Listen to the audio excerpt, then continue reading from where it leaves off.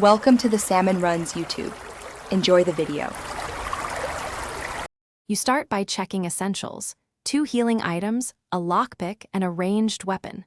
Once done, save at the nearest checkpoint so you can retry tactics quickly. You should scan the environment for audio cues and map markers that hint at hidden paths. Make sure to reposition stealthily. Early aggression triggers overwhelming encounters. You'll want a clear escape route before engaging. Finally, adjust difficulty down 1 notch.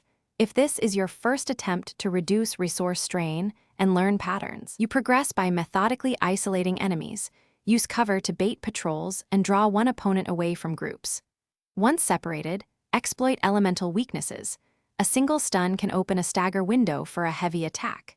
Make sure to rotate abilities to avoid overlapping long cooldowns. Aim for 30 to 40 second intervals so you always have an option available. While advancing, clear side rooms for resources that ease the final push, and mark locked doors to return after acquiring keys. You approach the finale with a conserve and strike mindset. Keep 1 healing item reserved for the boss entry sequence. During the boss fight, focus on its weak point during brief vulnerability flashes. Time your heavy attacks to those openings. Once the main phase ends, maintain pressure while avoiding predictable dodges. If things go wrong, retry the area to optimize your route, swap to higher penetration gear, and practice the stagger rhythm. These adjustments fix most issues quickly and efficiently. Thanks for watching. Consider subscribing if we helped you.